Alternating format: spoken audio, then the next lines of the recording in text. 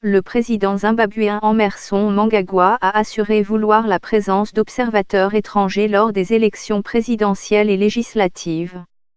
Il a annoncé que ce scrutin sera organisé dans 4 à 5 mois. Il veut veiller à ce que ces élections soient libres, crédibles, justes et indiscutables et souhaite ainsi rompre avec les pratiques de son prédécesseur Robert Mugabe.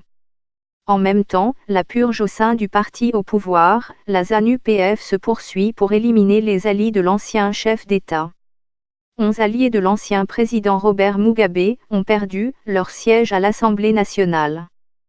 Selon une retranscription d'une séance au Parlement publiée jeudi, la vice-présidente de l'Assemblée nationale Mabel Chinomona a affirmé que la ZANU-PF, le parti pouvoir, a indiqué au Parlement que ses 11 députés ne représentent plus les intérêts du parti et qu'ils ont donc été renvoyés.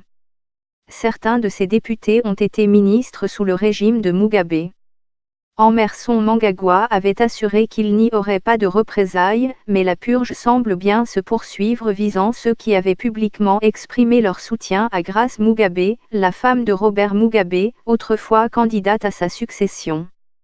Le 15 novembre dernier, lors de l'arrivée au pouvoir d'Emmerson Mnangagwa grâce à un coup de force de l'armée, de nombreux alliés politiques du couple Mugabe avaient été arrêtés lors de raids menés par les militaires. D'autres ont fui à l'étranger. Parmi les anciens hauts responsables du parti vivant désormais en exil, il y a Jonathan Moyo.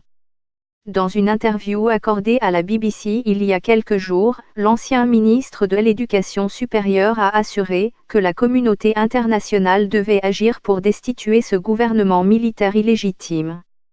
Et en coulisses, des alliés d'Emmerson Mnangagwa assurent qu'ils craignent désormais que les proches de Robert Mugabe s'organisent et mènent campagne contre le nouveau président du pays, en vue des élections présidentielles et législatives qui devraient avoir lieu dans 4 ou 5 mois.